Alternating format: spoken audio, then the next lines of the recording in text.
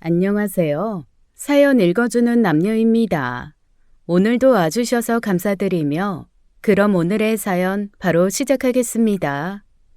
안녕하세요. 저는 창원에 사는 50대 여성입니다. 자식 낳고 키워보신 분들은 자식이 원수다라는 말을 이해할 거예요. 저 역시 아들 둘을 키우면서 그 말을 여러 번 곱씹으며 화를 삭혀야 했습니다. 물론 그 말은 둘째 아들에게 한정된 이야기였지만요. 첫째는 뭐든 잘하는 우등생이었어요. 어려서부터 주변에서 예의 바르다, 똑똑하다, 총명하다는 소리만 들었던 첫째와 달리 둘째는 부산스럽다, 산만하다, 가만히 있질 못한다는 소리만 들었던 둘째는 육아 난이도가 높은 아이였죠. 굳이 제가 나서지 않아도 자기 할 일을 해놓던 첫째와 달리 둘째는 두 번, 세 번 손이 필요했습니다. 준비물을 챙겨줘도 책가방에 있는 줄도 몰라서 혼나고 오는 일이 부지기수였고 숙제가 있어도 있는 줄을 몰라서 복도에서 손들고 서 있는 일이 일상이 내였어요. 그나마 나은 건 그렇다고 뭐 대단한 사건 사고를 치는 건 아니라는 거였어요. 친구를 때린다거나 괴롭힌다거나 하는 문제가 있었더라면 더 골치 아팠겠죠. 첫째가 워낙 뛰어나 칭찬만 받다 보니 자연히 비교가 돼서 둘째는 왜 저러나 싶은 거였습니다. 학교에서도 학업 성적이 아쉽고 가끔 선생님들이 힘들어하긴 하지만 그렇다고 천성이 나쁜 애는 아니라고 했었어요. 밖에서 그런 소리 듣고 오는 아들 가진 부모 마음 다 비슷할 거예요. 공부 잘한다는 소리 들었으면 좋겠다. 남들한테 칭찬 한번 받았으면 좋겠다. 그런 마음도 없죠. 그저 어디 가서 큰 사고 안 치고 공부 잘하는 건 바라지도 않으니 그저 조용히 건강하게만 자라라 하게 되더라고요. 대학은 어떻게 들어가려나 싶었는데 대단한 성적이 아니어도 들어갈 수 있는 지방 사립대를 들어가긴 했어요. 그런데 웬걸 둘째가 대학에 입학한 지 2달쯤 지났을 때 마른 하늘에 날벼락 같은 일이 생긴 거예요.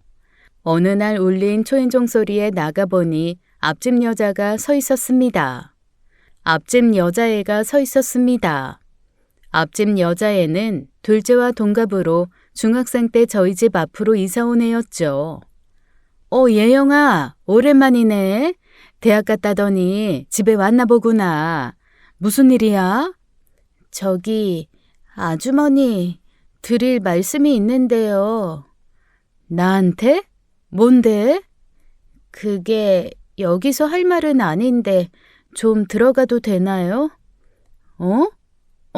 그래, 들어와라. 아무리 둘째랑 동갑이라고 해도 성별이 다르다 보니 집에서 같이 어울려 논 적도 없는 애였어요. 앞집에 사니 엘리베이터나 근처에서 마주칠 때마다 인사 정도 하는 사이였고요. 그 집 부부도 맞벌이인데다가 성향도 달라 앞집이었지만 그렇게 가까운 사이도 아니었습니다. 그러다 보니 그날 그 아이의 행동이 굉장히 의아했죠. 아이는 거실 소파에 앉아서도 한참을 꾸물거리더니 말도 안 되는 소리를 하더라고요. 저기, 아주머니, 놀라지 말고 들으세요. 저 실은 상균이 오빠 아이 가졌어요. 임신이요. 저 임신했다고요. 아니, 상균이 오빠 아이 임신했다고요. 뭐라고? 얼마나 어이가 없고 황당한 소리였는지 저는 같은 소리를 여러 번 듣고도 여러 번 반문했습니다. 세상에 그렇게 말도 안 되는 소리가 어디겠어요. 철저한 미래를 계획해 사는 첫째의 아이를 가졌다는 옆집 여자아이의 말에 저는 그저 웃었죠. 그런데 그의 표정을 보니 거짓이 아니라는 걸 알겠더라고요. 순간 온몸이 뜨겁게 달아오르면서 숨이 턱 막히는 기분을 그때 처음 알았어요. 세상에 다른 사람도 아니고 첫째가 그것도 앞집 여자아이를 임신시켰다니요. 그게 무슨 말도 안 되는 소리야. 너네 그렇게 친한 사이도 아니었잖아. 실은 입학 전에 상균 오빠가 상현이랑 같이 20살 된 기념으로 술 사준 적이 있는데 그때 생긴 것 같아요. 얘, 너 미쳤니? 어디서 그렇게 무섭고 황당한 말을 해? 그럼 지금 우리 상균이가 술 사줘 놓고 너한테 이상한 짓이라도 했다 이거야?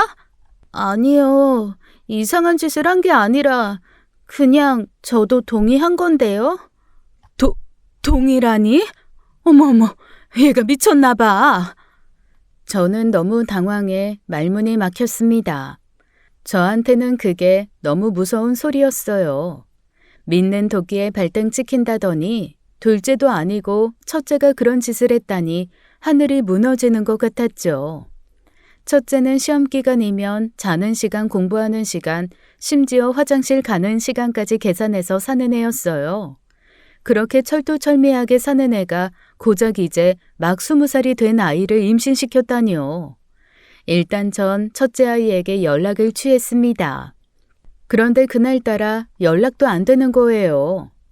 연락이 안 되자 순간 알고서 피한다는 생각이 들어 더 애가 탔고 손이 벌벌 떨려 결국 핸드폰을 놓치기에 이르렀죠.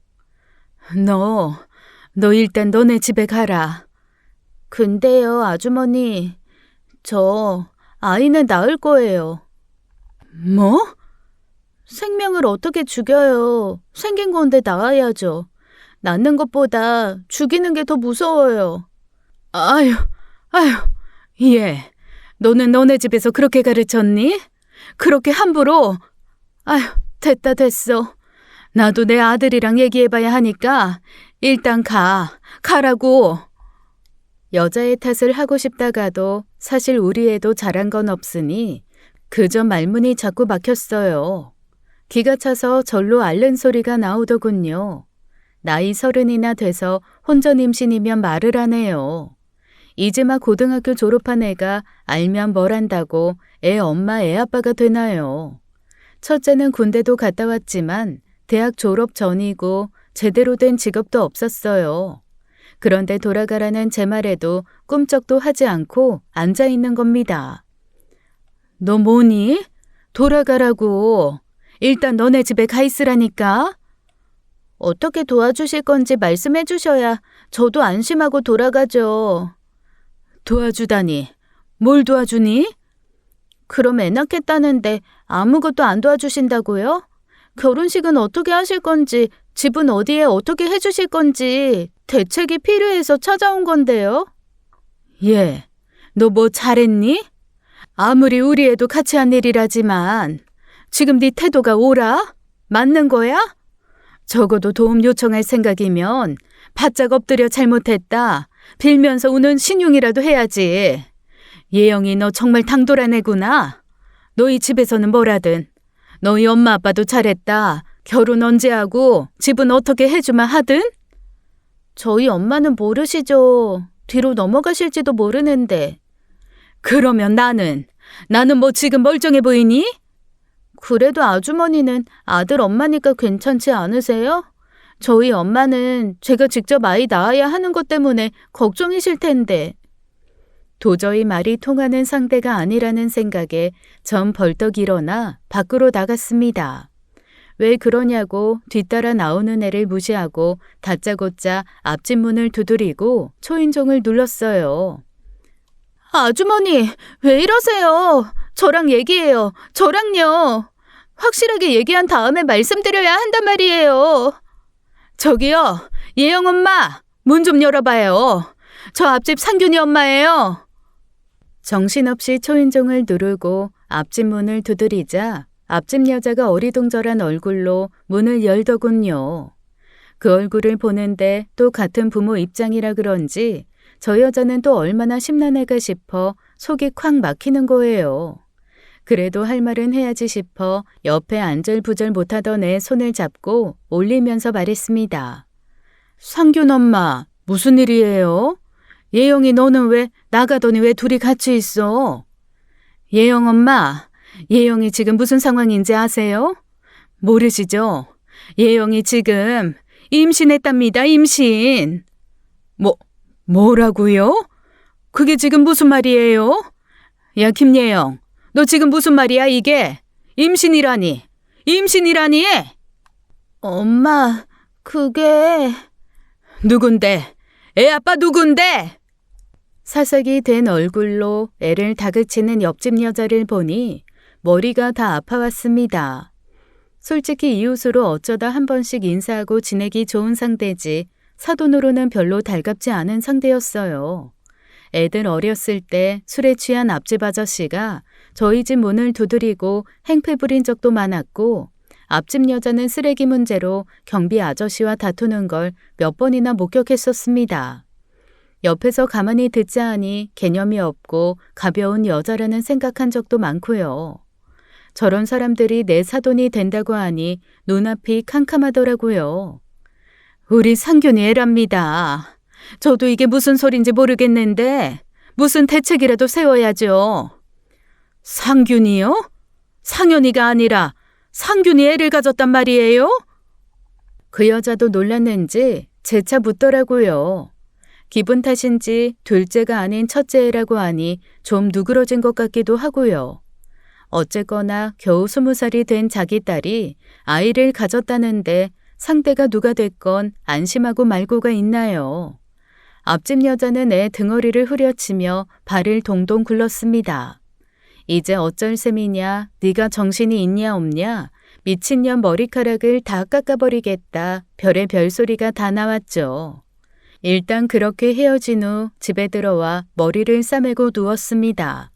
그 사이 첫째에게 연락이 왔어요. 야, 조상균, 너 지금 어디야? 아니, 나 학교지. 엄마, 갑자기 무슨 일이야? 집에 무슨 일 있어? 무슨 일? 그래, 있다. 예영이 어떻게 된 일이야? 예영이? 앞집에 사는 그 예영이 말이야? 예영이가 왜? 너 몰라? 기억도 안 나는 거야? 예영이가 애 가졌다고 찾아왔어. 너 애 가졌다고. 애? 잠깐만, 그게 무슨 말이야? 그러니까 애영이가 내 아이를 가졌다고 찾아왔다고? 그게 대체 무슨 말도 안 되는 소리야? 애영이가 어떻게 내 애를 가져? 얼마 전에 네가 예영이랑 상현이 불러다 놓고 20살 된 기념으로 술 사준 적 있다며. 그랬지. 근데 뭐 그게 다야. 둘이 신나게 마시라고 계산해주고 나는 스터디 갔는데 애영이가 그래? 내 아이 가졌다고? 뭐야? 그럼 그런 일이 없다는 거야? 엄마, 내가 미쳤어? 어렸을 때부터 봐온 여동생 같은 애를 지금까지 필름 나갈 정도로 술을 마셔본 적도 없는데 그게 무슨 말이야? 그럼 대체 걔는 왜? 설마 상현인가? 뒤통수를 후려 쳐맞는다는 게 딱 그 말이었어요. 얼떨떨한 정신으로 첫째한테 일단 끊어보라고 한 뒤 둘째에게 연락했더니 둘째는 안 받더라고요. 2번, 3번 해도 받지 않자 속이 부글부글 끓기 시작했습니다.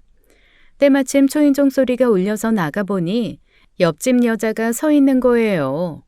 문을 열었더니 그 사이 한쪽 머리카락이 뭉텅이로 잘려나간 여자애가 눈물 범벅이 된 얼굴로 함께 서 있었죠. 상균 엄마, 얘기 좀 해요. 그래요. 나도 묻고 싶은 게 많았는데 들어오세요. 두 사람을 집 안으로 들여놨는데 옆집 여자는 마치 저를 가해자라도 되는 것처럼 대하더군요. 아무리 그래도 손뼉이 마주쳐야 소리가 나는데요.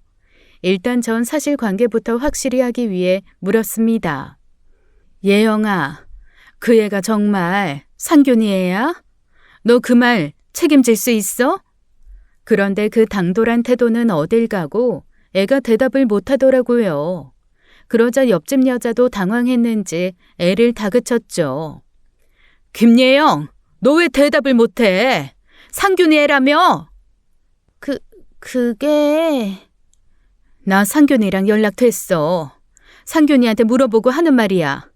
너 그 애 누구 애니? 그게요...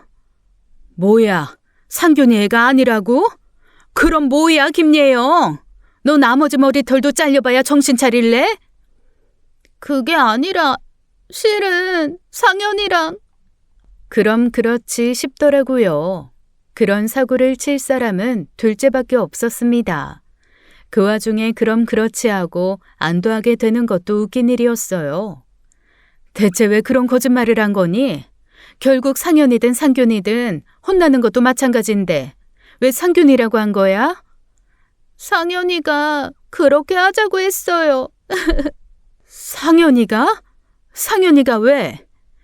상현이는 곧 군대 간다고 했단 말이에요.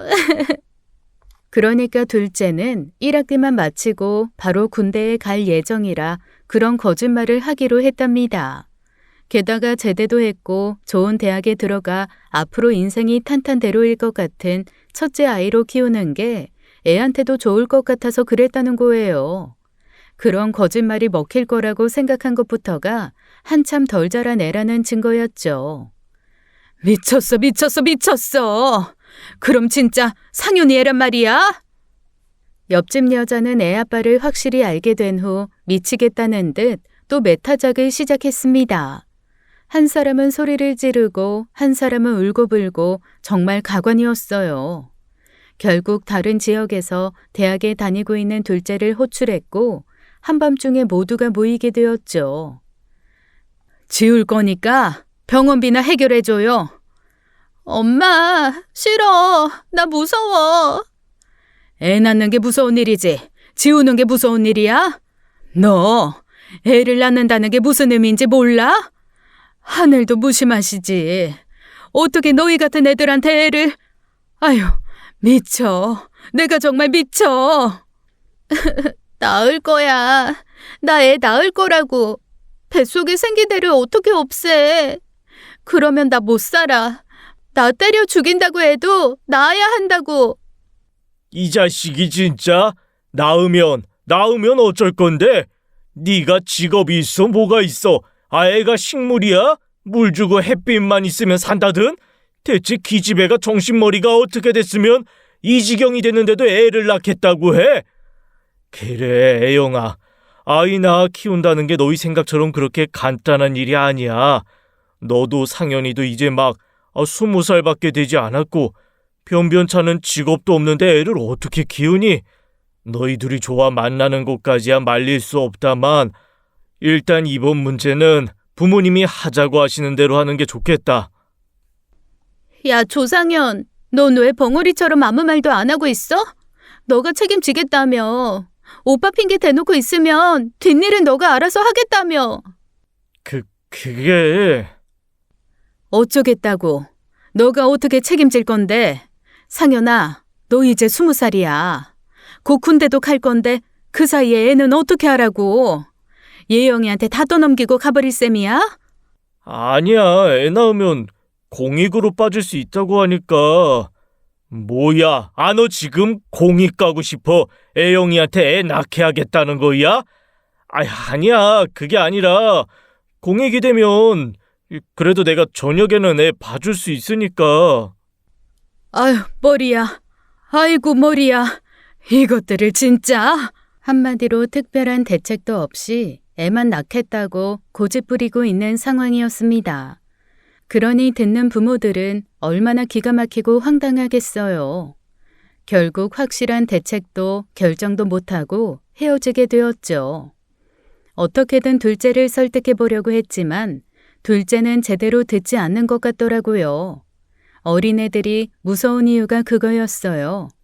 현실 파악이 제대로 되지 않으니 섣부른 결정을 하게 된다는 거잖아요.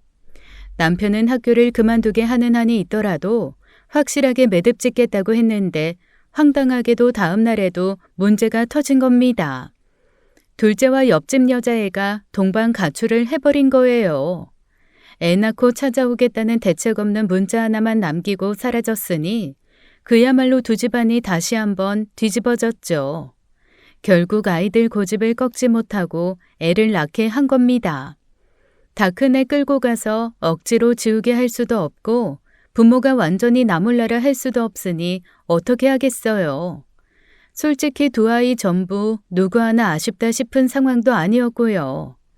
이왕 이렇게 된 거 부모가 도와줄 수 있는 선에선 도와주고 스스로 해결하게 하자 쓴맛을 겪어봐야 안다면 쓴맛을 먹여줘야지 싶었던 거죠. 물론 애들을 불러다가 신신당부하기는 했습니다.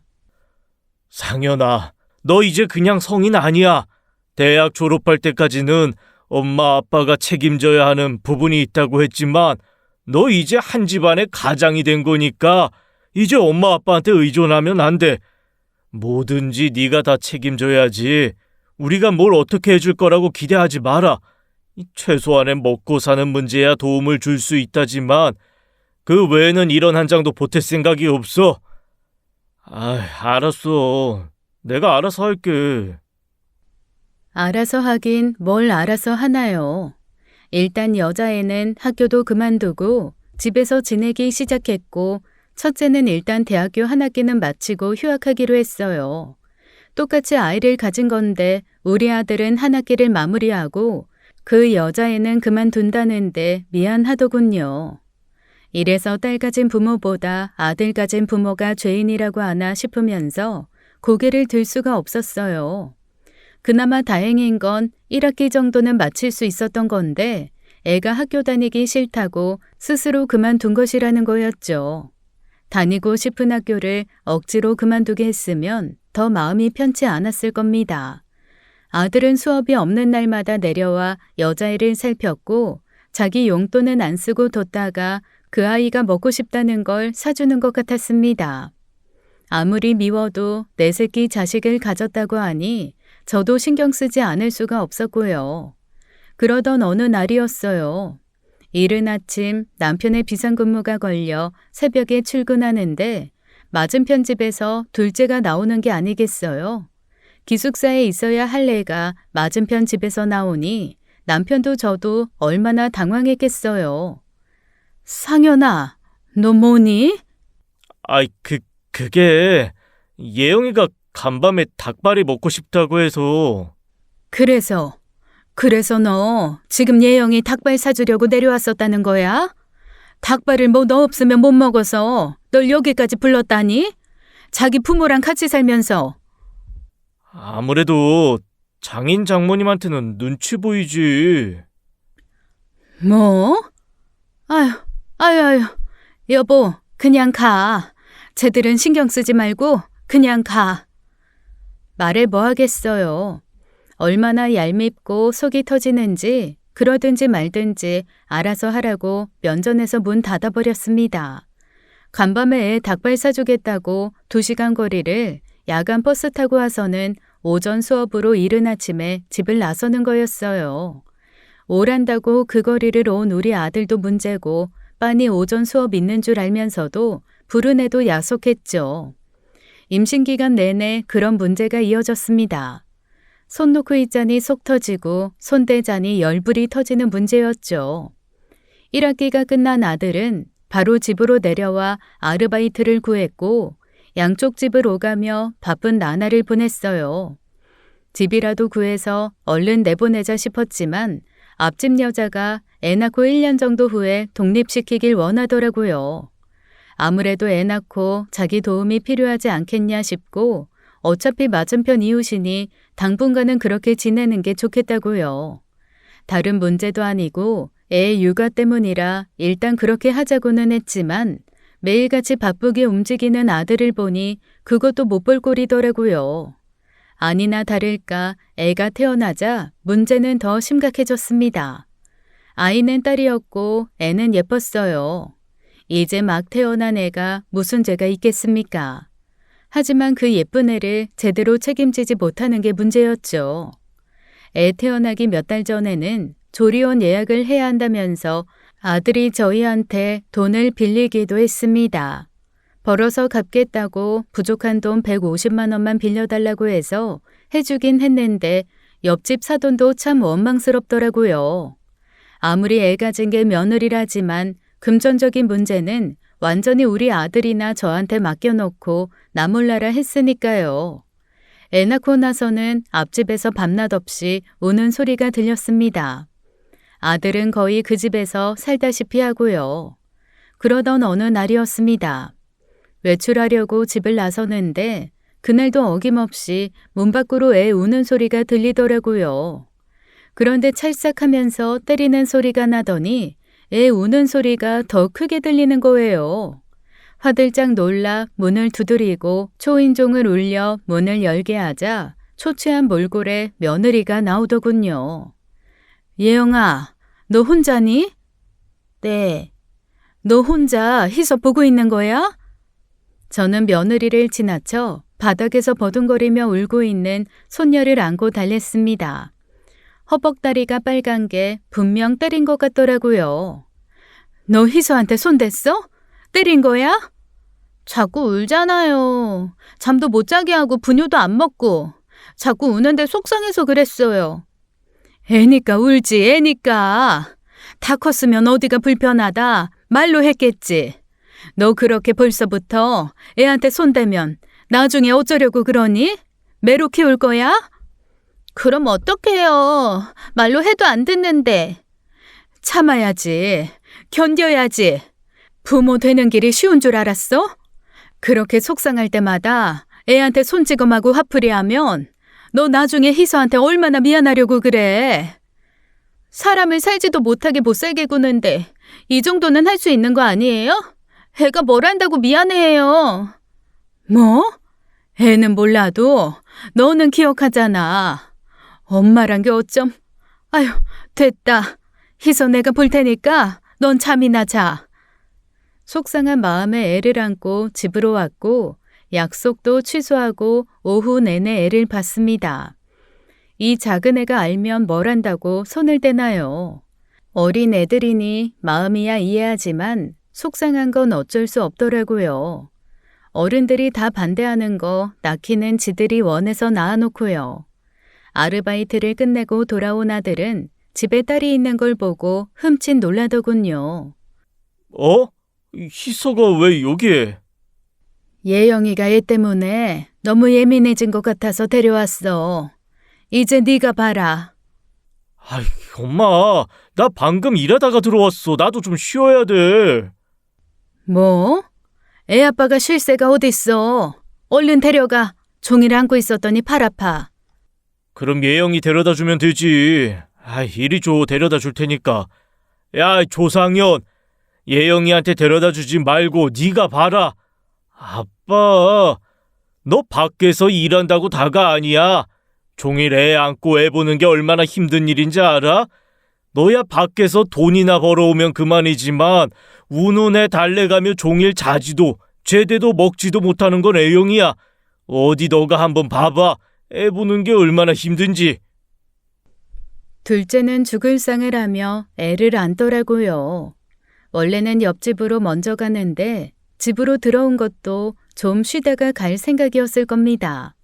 그런데 생각지도 못하게 자기 자식이 집에 있으니 낙담했겠죠. 낳아서 키워보지도 않은 애들이 자신 있게 키워보고 싶다고 할 때는 언제고 이제야 현실을 깨달은 것이죠.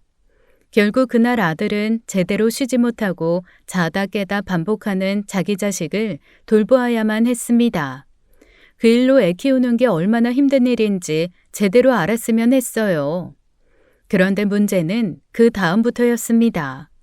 그렇게 하루 정도 저희 집에서 애를 돌보자 그 뒤부터는 노골적으로 애를 맡기고 자리를 비우는 일이 잦아진 거예요. 애 육아 문제로 독립도 늦게 시키겠다던 안사돈도 나 몰라라 하는 거예요. 하루는 한껏 꾸민 며느리가 다짜고짜 손녀를 떠맡긴 일도 있었죠. 어머니, 저 약속 있어서요. 희서 좀 봐주세요. 어? 사돈은? 안사돈은 어디 가시고? 엄마 몸이 안 좋아서 애 못 맡겨요. 그럼 부탁드릴게요. 애가 태어난 지 2달도 안 됐는데 애 엄마가 화장하고 나갈 곳이 어딨겠어요. 그런 일이 하루 이틀 몇 번이나 반복되자 이건 아니다 싶었습니다. 저도 맞은편 사돈도 그렇게까지 육아를 도와주고 싶은 마음도 없었고요. 책임지겠다고 했으면 끝까지 책임져야죠.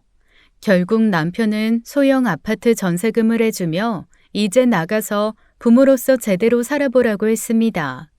아들은 떨떠름해했지만 나가라는데 어쩌겠어요. 결국 비로소 신혼생활하게 된 아이들이었죠. 그런데 그게 며칠을 가지 않았습니다. 이른 아침 아들이 갑자기 애를 들쳐업고 찾아온 거예요. 엄마, 희서 좀 봐줘. 어? 이른 아침부터 무슨 일이야? 예영이는? 그게, 집 나가버렸어. 뭐? 집을 나가다니? 그게 대체 무슨 말이야? 몰라. 일단 나 지금 일이 늦어서 나가봐야 돼. 좀 부탁해. 알고 보니 며느리가 더는 애보기 싫다고 나가버렸다는 거예요.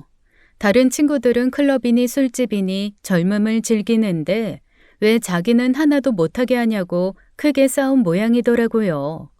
그렇다고 아들이 자기 친구들 만나 술자리를 갖는 것도 아니었습니다.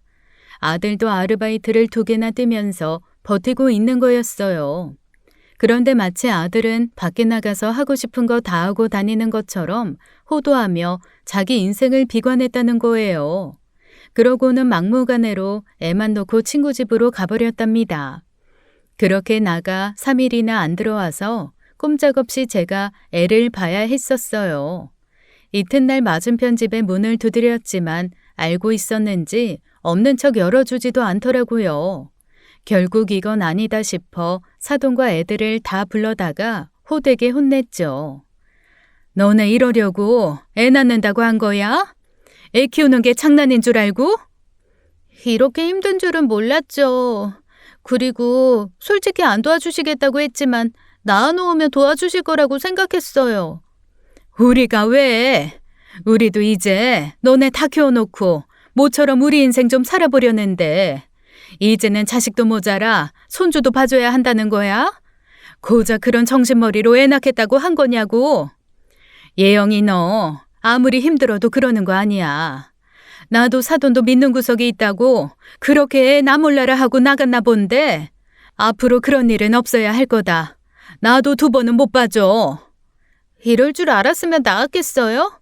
내 인생도 없이 하루 24시간 앞으로도 365일 계속 애한테 붙들려 있어야 하면 나았겠냐고요. 그래서 뭐 어쩌겠다는 거야? 이제 와서 어쩌겠다고? 저 애 안 키워요. 도저히 이렇게 살 수 없어요. 상현이랑 이혼할래요. 양육권, 친권 다 포기하고 그냥 제 인생 살래요. 며느리의 폭탄 발언에 다들 황당해 입을 떡 벌렸습니다.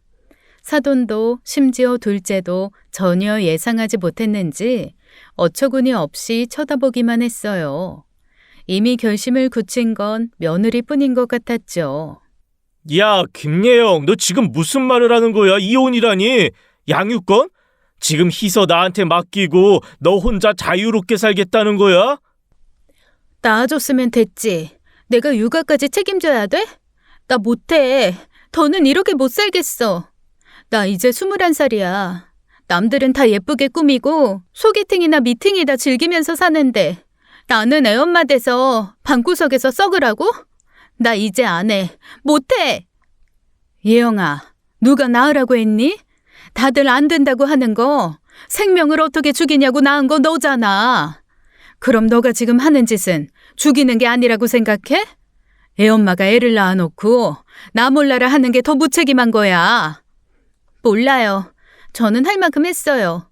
애 때문에 내 인생 애엄마로 집구석에 처박혀서 살아야 되는 거면 저 더는 못해요. 이혼할게요. 아무리 어리다고 해도 그렇지 그렇게 무책임할 줄은 몰랐습니다. 아들도 저도 그리고 사돈까지도 큰 충격을 받았죠. 자기 혼자 그렇게 결정하고 나가버리고 며칠 뒤엔 사돈까지 와서 그러는 거예요. 아무리 설득하고 알아듣게 얘기해도 소용이 없네요. 이렇게 된 거 어쩌겠어요. 애가 싫다는데 이혼시켜야죠. 예영 엄마, 그건 아니죠. 애가 무책임한 행동을 하면 부모가 바로 잡아줘야지 거기에 장단 맞춰줘요? 그럼 희서는요? 희서는 어쩌고요? 어제 예영이가 그랬잖아요. 양육권도 친권도 다 포기하고 이혼하겠다고. 그럼 지금 희서를 우리 상현이한테 다 떠맡기고 가겠다. 그거예요? 그건 아니죠. 미안해요, 상현 엄마. 근데 애 엄마가 키우기 싫다는데 어떻게 해요? 상현이도 정 못 키우겠다고 하면 시설에 맡겨야지 뭐 어쩌겠어요. 이봐요. 그걸 말이라고 해요? 그래도 반년을 얼굴 보면서 정든 소녀를 두고 시설에 맡기라니 그걸 보면서 팥 심은 데 팥난 거구나 싶더라고요. 사돈이 그 모양이니 애도 그렇게 책임감이 없었겠죠. 그 기막힌 와중에 아들은 또 자기가 책임지겠다고 하는 겁니다. 그나마 무책임한 놈은 아니라 다행이다 싶으면서도 그게 다행인가 싶기도 하더라고요. 그래서 너 혼자 키우겠다고? 무슨 수로 키울래? 지금도 밖에서 일하느라 제대로 보지도 못하면서. 엄마, 미안한데 나 일할 동안만 우리 희서 좀 봐주면 안 될까? 어린이집 보낼 수 있을 때까지만 엄마랑 아빠가 좀 도와줘. 그 뒤로는 내가 어떻게 해서든 알아서 할게, 어? 아휴, 내가 이럴 줄 알았지. 이럴 줄 알았어.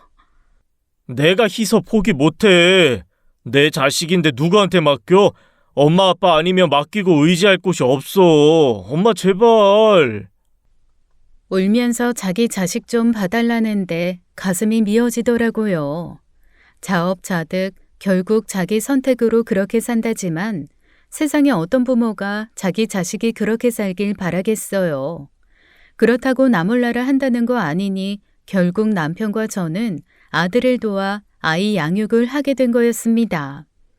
결국 두 아이는 이혼을 시켰고 친권은 그대로 둘까 하다가 괘씸해서 다 빼앗아서 와버렸어요. 미련도 없이 새 인생 살 생각에 싱글벙글인 애 얼굴을 보니 기가 막히더라고요. 앞으로 저런 사람들 얼굴을 보고 살아야 하나 이사라도 갈까 싶었는데 양심은 있는지 집을 내놨다고 하더라고요. 앞으로 두 번 다시 볼 일 없었으면 좋겠다 노골적으로 적대감을 드러내고 헤어졌습니다. 진심으로 두 번 다시 그 집 사람들은 보고 싶지도 않았어요. 그런데 인연이라는 게 참 질기고도 고약하더라고요. 그 뒤로 둘째는 좀 달라졌습니다. 이혼을 마무리 짓고 저희 부부를 앉혀놓고 결연한 표정으로 그러더라고요. 일단 대학은 마치고 싶어요.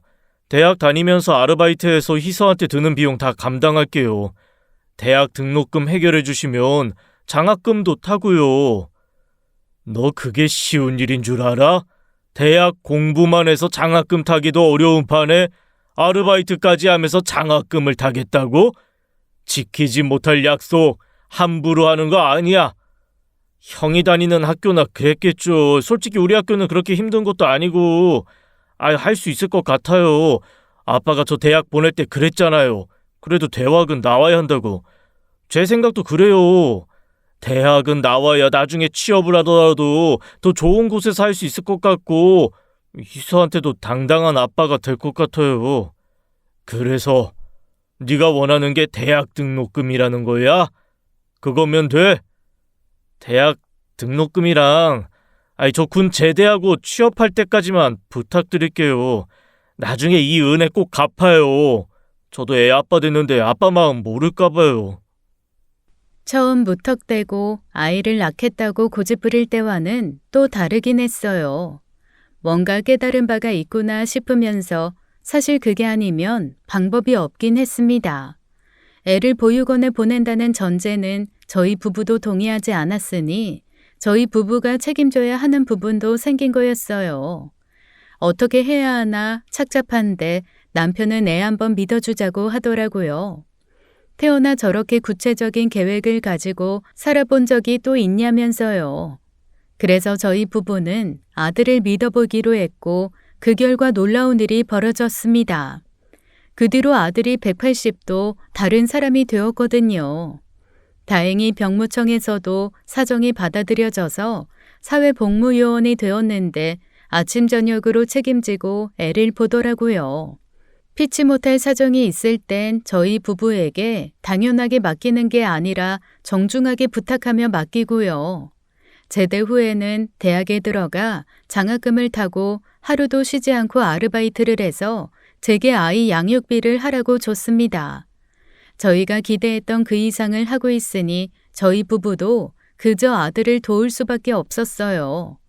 그 사이 손녀는 무럭무럭 예쁘게 자랐고 어디 보낸다는 건 꿈에도 상상도 할 수 없는 귀한 내 새끼가 되었죠.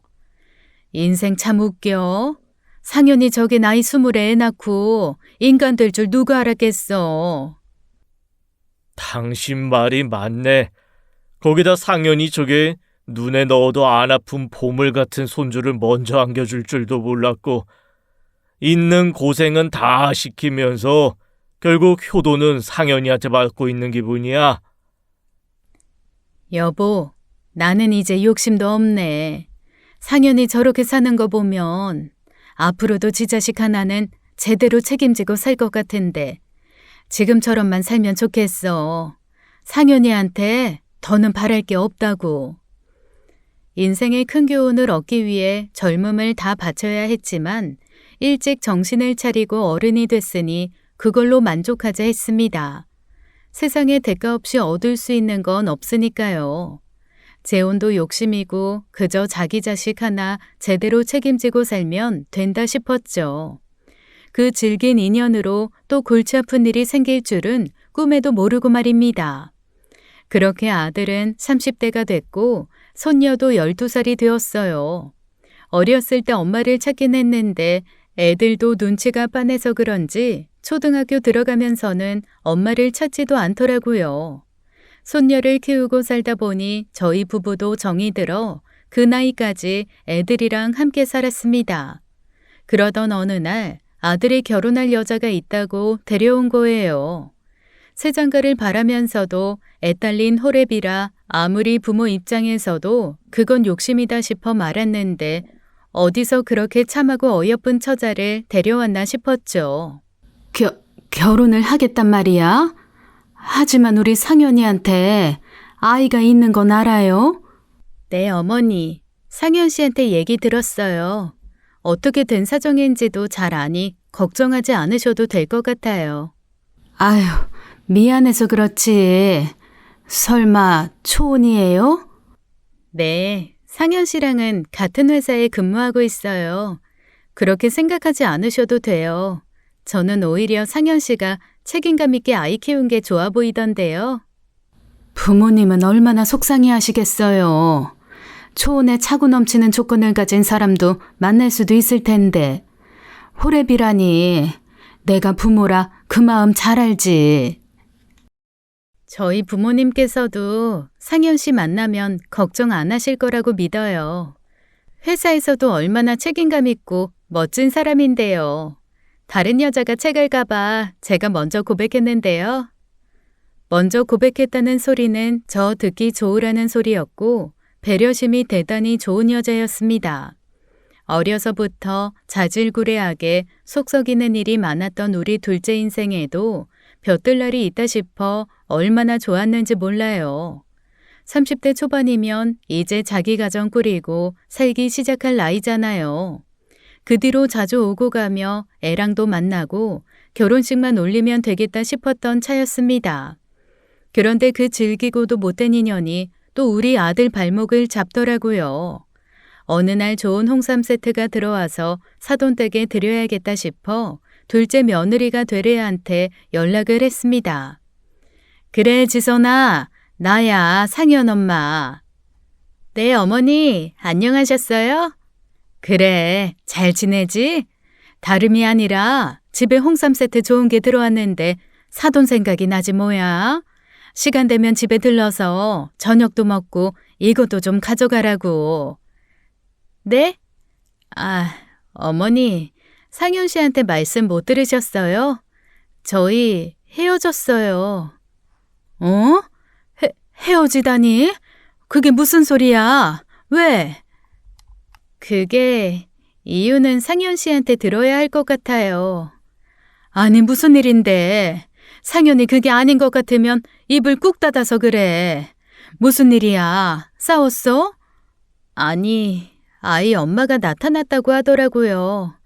그래서 곧 재결합할 예정이라고. 뭐야? 너가 잘못 들은 거 아니니? 예영이 엄마랑 재결합하기로 했다고? 말도 안 되는 소리지. 지 자식도 필요 없다고 내팽개치고 나가버린 애랑 다시 합치겠다고 했다고? 자세한 얘기는 몰라요. 애엄마가 나타나서 재결합 원한다는 이야기 듣고 제가 그냥 헤어지자고 했어요. 자기 선에서 해결할 수 있는 이야기인데 저한테 이야기 꺼낸 걸 보면 아무래도 흔들리는 것 같아서요. 상현 씨 마음도 이해해요. 아무래도 희서가 있으니 결정이 쉽진 않았을 거예요. 아무리 그래도 그렇지. 그건 아니지. 그건 아니야. 그야말로 날벼락 같은 소식에 저는 바로 둘째한테 연락을 했습니다. 그게 대체 무슨 말이냐 물었더니 무거운 한숨만 내쉬더라고요. 그러면서 그의 한 말이 다 사실이라는 거예요. 어느 날 갑자기 아들한테 연락이 왔고 만나고 싶다고 했다고요.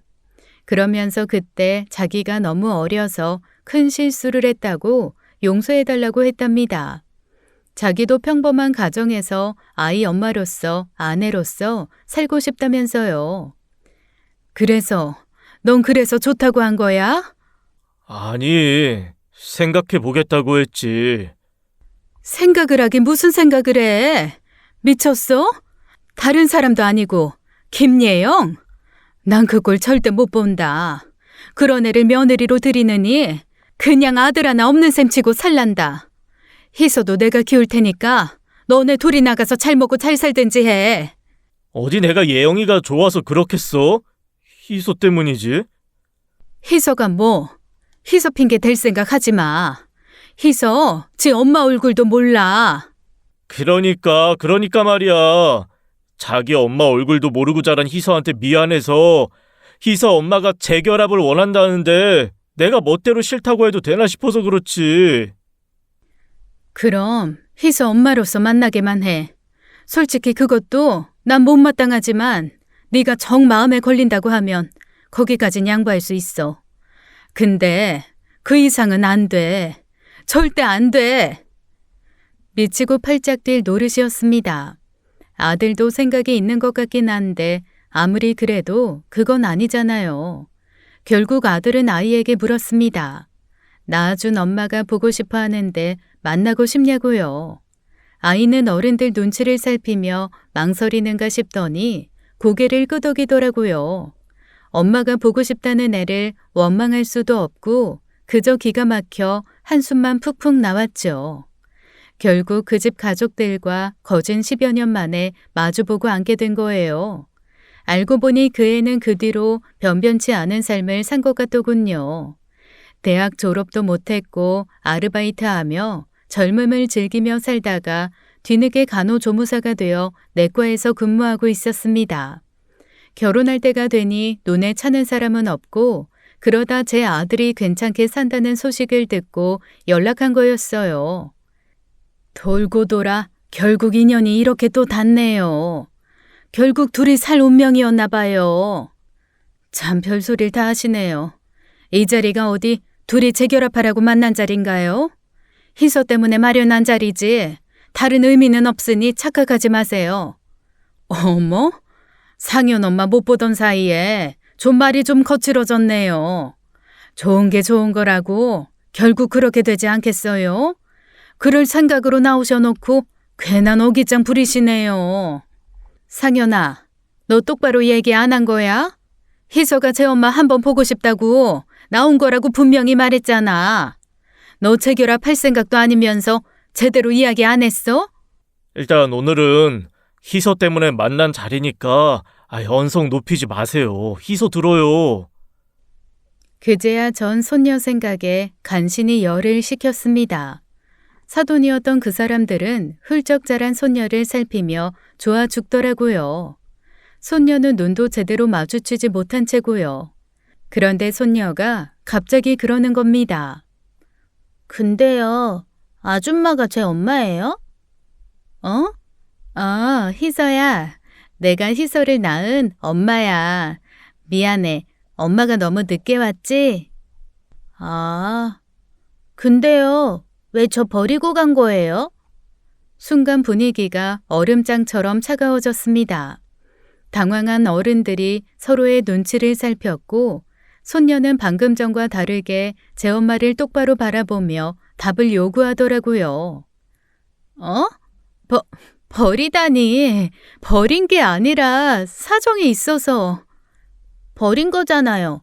저 키우기 싫다고 그냥 나갔다면서요.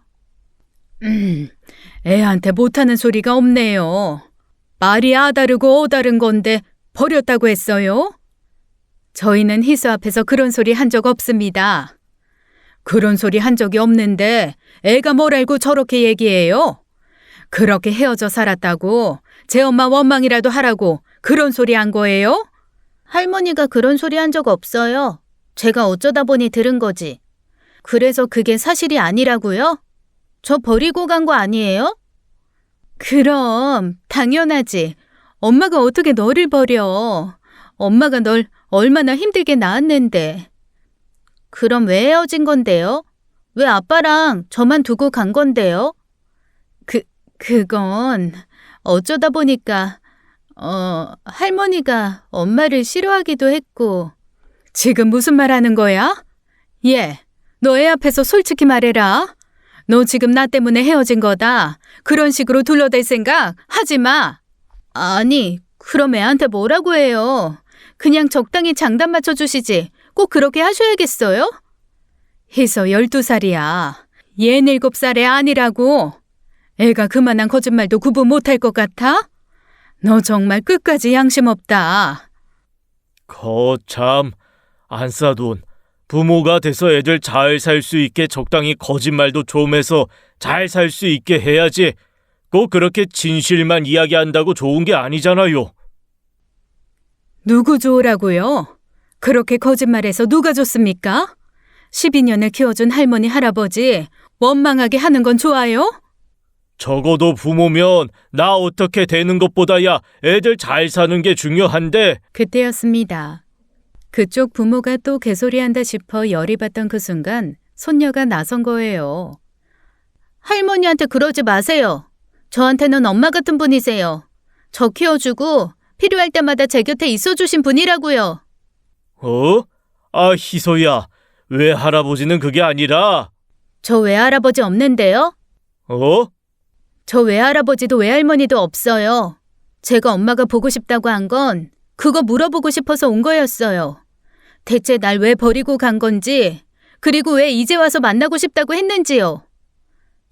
희서야, 그게... 왜요? 이제 와서 아빠가 아쉬워요? 저도 주워 들은 게 많아서 아는 것도 많아요.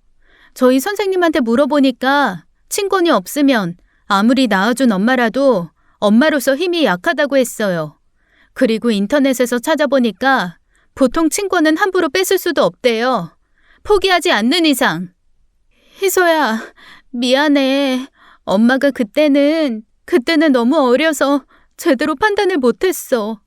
엄마는 희소랑 아빠랑 행복하게 사는 거 그거밖에 바라는 거 없어.